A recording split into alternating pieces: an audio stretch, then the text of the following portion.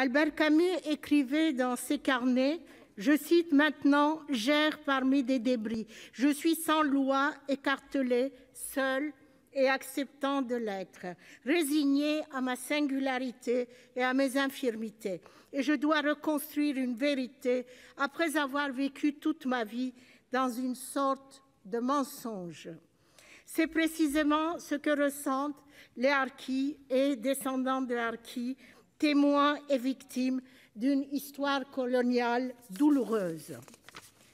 Après l'enfer de la guerre d'Algérie, ceux qui ont combattu pour la France se sont retrouvés abandonnés par elle, livrés à leur sort sur le sol algérien. L'État inflige une peine terrible pour les harkis rapatriés. Ils ont été entassés comme du bétail dans des camps d'accueil et des hameaux de forestage. Les conditions de ces structures étaient indignes. Insalubrité, promiscuité, pas d'eau chaude ni de courant.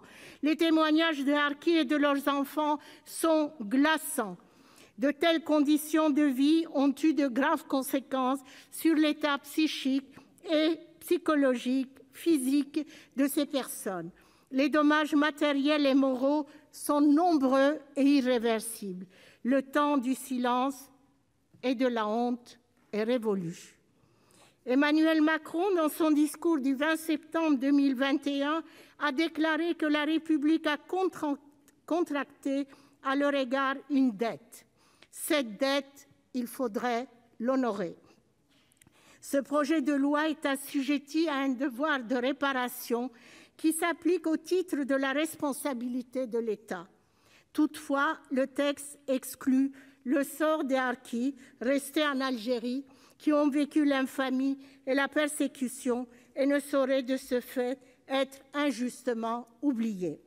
En dehors d'une réparation pécuniaire, la reconnaissance solennelle des préjudices subis par les harkis et leurs descendants est un tournant mémoriel dans l'histoire postcoloniale française.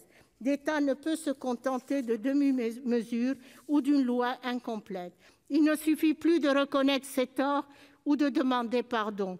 Il est temps d'assumer pleinement ses actes. À ceux qui ont connu le pire de notre administration, à ceux qui ont été privés de libertés fondamentales, à ceux qui ont tout perdu pour la France, arrive enfin le temps de la vérité et de la cicatrisation. Ce texte est un premier pas. Nous attendons le reste et je regrette que certains de nos amendements n'aient pas été jugés recevables. Je vous remercie.